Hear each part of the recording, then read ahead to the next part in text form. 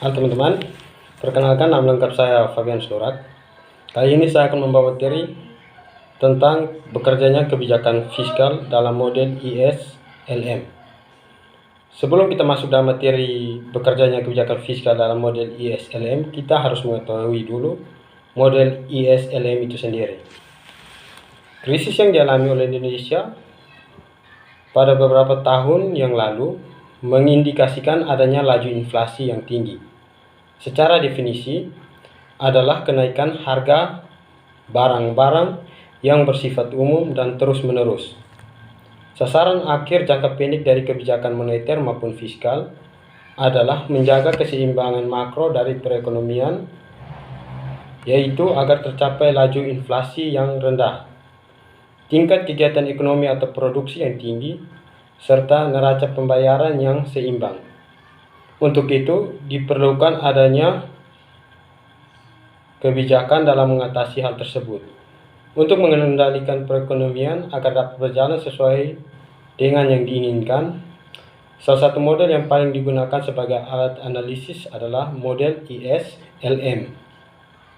Model tersebut menjelaskan keseimbangan ekonomi akan tercapai bila pasar barang dan jasa dan pasar uang modal secara simultan berada dalam keseimbangan.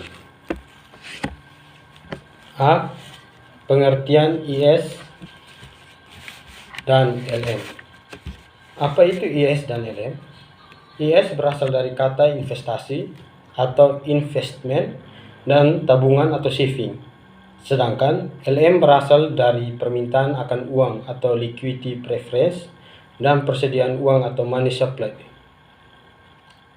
Kurva IS adalah kurva yang menggambarkan keseimbangan antara pendapatan nasional atau Y dan tingkat bunga atau I pada pasar barang. Sedangkan kurva LM adalah kurva yang menggambarkan keseimbangan antara pendapatan nasional atau Y dan tingkat bunga atau I pada pasar uang. Sehingga kurva IS LM merupakan kurva yang menggambarkan bagaimana interaksi antara pasar barang atau IS dan pasar uang atau LM. Kurva IS LM mempresentasikan model ISLM yang menunjukkan keseimbangan antara tingkat suku bunga dan pendapatan nasional atau output dalam jangka pendek atau short run equilibrium. Bekerjanya kebijakan fiskal dalam model analisis ISLM. Kebijakan fiskal. Kebijakan fiskal adalah konsep pengelolaan ekonomi yang diperkenalkan oleh John Maynard Keynes yang kemudian umum dipakai di dunia sejak peristiwa depresiasi besar atau Great Depression terjadi pasca Perang Dunia I tahun 1929. Menurut Keynes, pemerintah suatu negara sebenarnya punya hak mengatur pengeluaran dan pemasukan sebuah negara dengan menetapkan pajak dan membuat kebijakan demi ekonomi makro negara.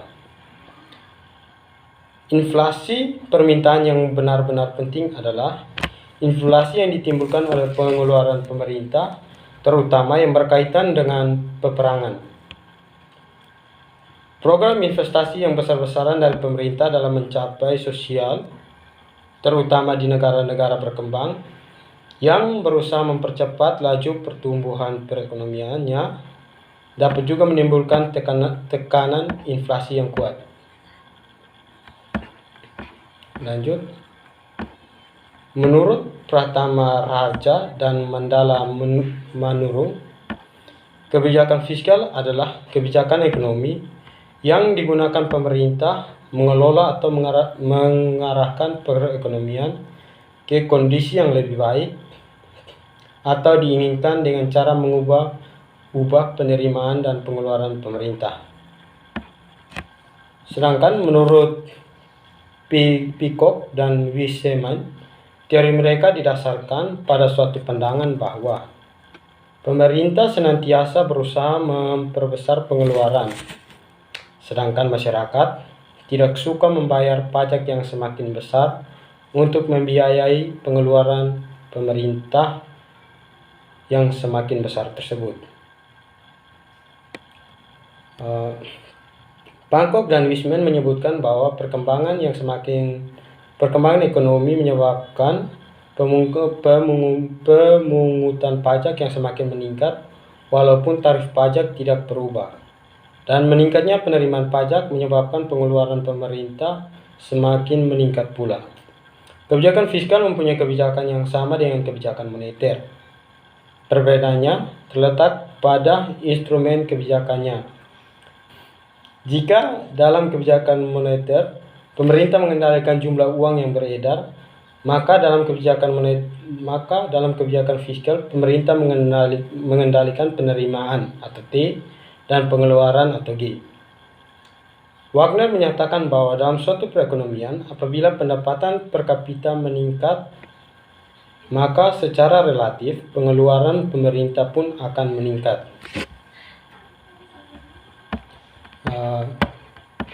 Dari segi definisinya, pengertian kebijakan fiskal adalah kebijakan yang diambil pemerintah demi menjaga pemasukan dan pengeluaran negara tetap stabil, sehingga perekonomian negara bisa bertumbuh baik.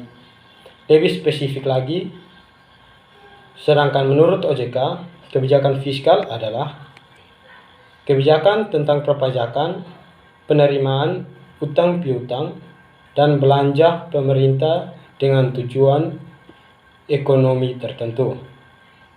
Suatu kebijakan fiskal dikatakan efektif bila mampu mengubah tingkat bunga atau R dan output sesuai dengan yang diinginkan pemerintah.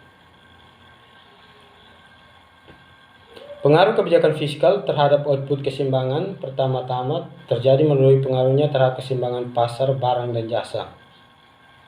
Lanjut ke tujuan kebijakan fiskal. Ada beberapa tujuan dari dibuatnya kebijakan fiskal, diantaranya adalah sebagai berikut. 1. Untuk menjaga dan mengembangkan perekonomian negara. 2. Untuk meningkatkan kualitas sumber daya manusia suatu negara. 3. Untuk menjaga stabilitas harga barang. 4. Untuk mendorong investasi. Halo teman-teman, perkenalkan nama lengkap saya Yosef Mario Amenu, NIM 2123746120, kelas 2C. Saya dari kelompok 7 dan di sini saya akan menjelaskan tentang dampak kebijakan fiskal terhadap keseimbangan pasar barang jasa. Nah, sebelum kita mulai, kita harus ketahui dahulu tentang dampak positif dan dampak negatif. Dampak positif: 1. Peredaran atau perputaran barang lebih cepat.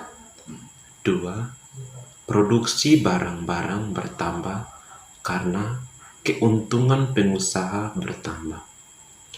3.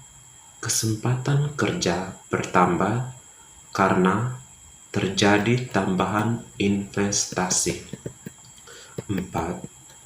Pendapatan nominal bertambah tetapi real berkurang karena kenaikan pendapatan kecil. Dampak negatif: 1. Harga barang-barang dan jasa naik. 2. Nilai dan kepercayaan terhadap uang akan turun atau berkurang. 3. Menimbulkan tindakan spekulasi. 4. Banyak proyek pembangunan macet atau terlantar. 5. Kesadaran menabung masyarakat berkurang. Baik, yang berikut contoh kurva. Nah, di sini saya akan menjelaskan contoh kurva dan keterangannya. Kenaikan belanja pemerintah ini akan menaikkan tingkat pendapatan sebesar angka per 1 MPC. Kurva is bergeser ke kanan agar angka per 1 MPC yang menaikkan pendapatan dan tingkat bunga. Yang berikut bekerjanya kebijakan moneter dalam model ISLM. Kebijakan moneter. Apa itu kebijakan moneter? Kebijakan moneter merupakan proses mengatur persediaan uang sebuah negara untuk mencapai tujuan tertentu, misalnya menahan inflasi, mencapai pekerja penuh, atau lebih sejahtera. Kebijakan moneter dapat melibatkan pengaturan standar bunga pinjaman atau margin requirement, kapitalisasi untuk bank, atau bahkan bertindak sebagai peminjam usaha terakhir atau melalui persetujuan melalui negosiasi dengan pemerintah lain. Kebijakan moneter dasarnya merupakan suatu kebijakan yang bertujuan mencapai keseimbangan internal atau pertumbuhan ekonomi yang tinggi, stabilitas harga, pemerataan pembangunan, dan keseimbangan eksternal atau keseimbangan neraca pembayaran, serta tercapainya tujuan ekonomi makro, yakni menjaga stabilitas ekonomi yang dapat diukur dengan kesempatan kerja, kestabilan harga, serta neraca pembayaran internasional yang seimbang. Jika kestabilan dalam kegiatan perekonomian terganggu, maka kebijakan moneter dapat digunakan untuk memulihkan atau tindakan stabilitas. Pengaruh kebijakan moneter pertama kali akan dirasakan oleh sektor perbankan yang kemudian ditransfer pada sektor real. Kebijakan moneter adalah upaya mencapai tingkat pertumbuhan ekonomi yang tinggi secara berkelanjutan dengan tetap mempertahankan kestabilan harga.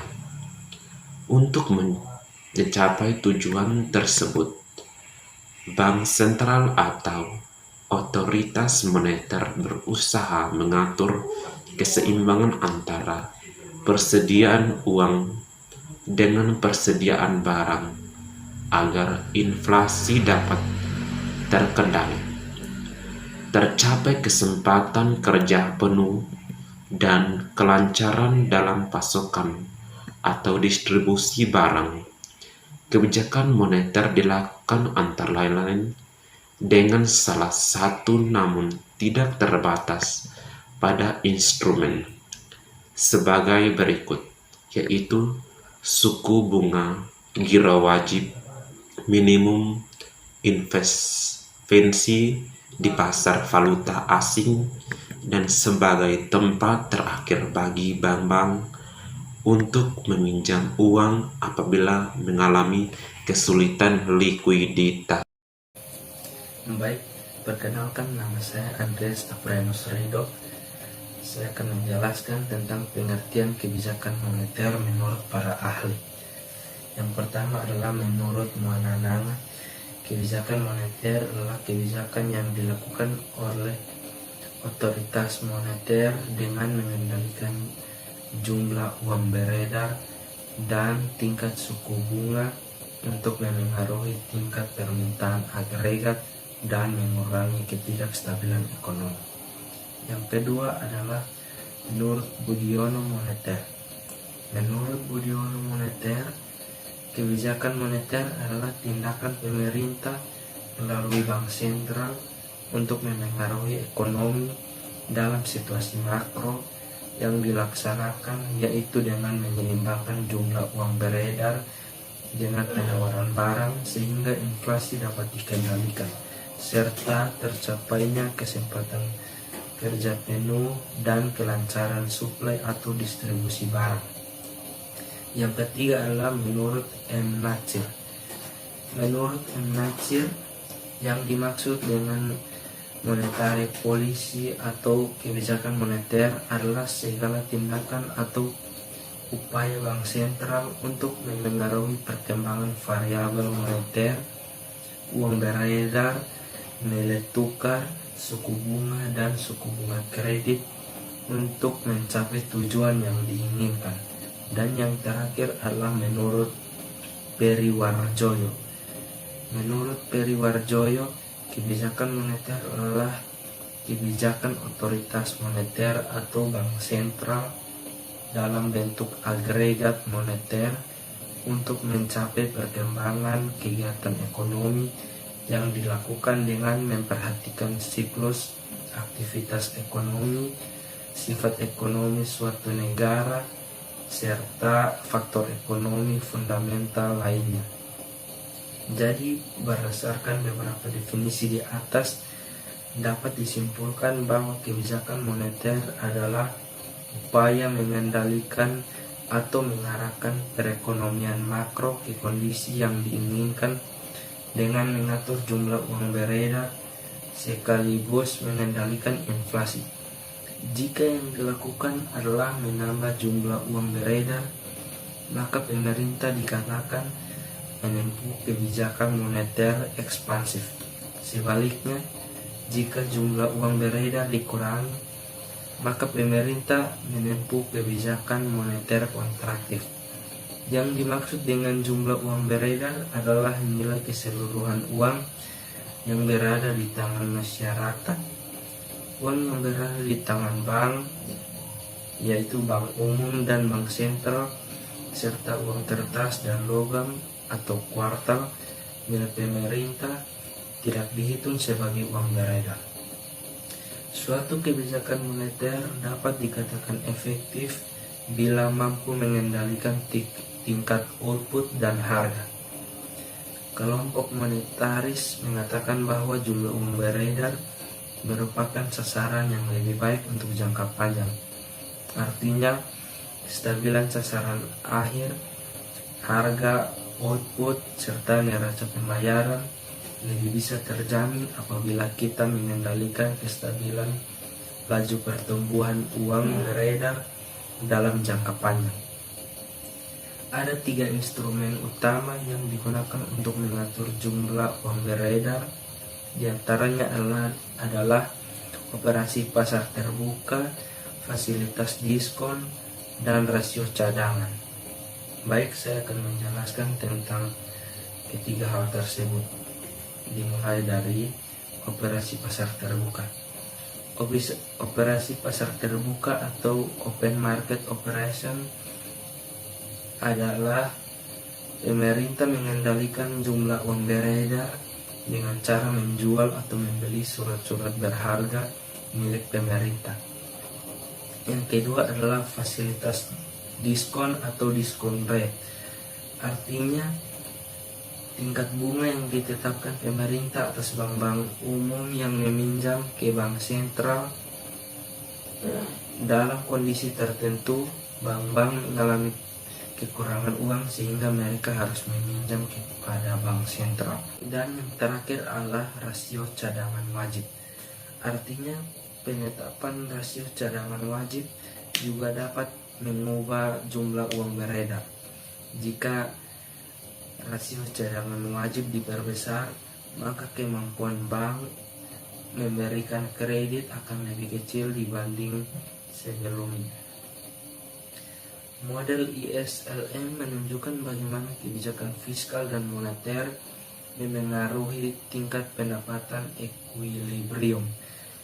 Prediksi dari model kualitatif bukan kuantitatif. Model ISLM menunjukkan bahwa kenaikan belanja pemerintah meningkatkan GDP dan bahwa kenaikan pajak menurunkan GDP. Tetapi ketika ekonomi menganalisis proposal kebijakan tertentu, mereka harus mengetahui arah dan besarnya dampak. Berikut adalah contoh kurva dari kebijakan fiskal dan moneter dalam model kurva ISLM. Keterangan kurva. Pada kondisi awal di titik A dengan tingkat suku bunga domestik R sama dengan tingkat suku bunga luar negeri atau RF.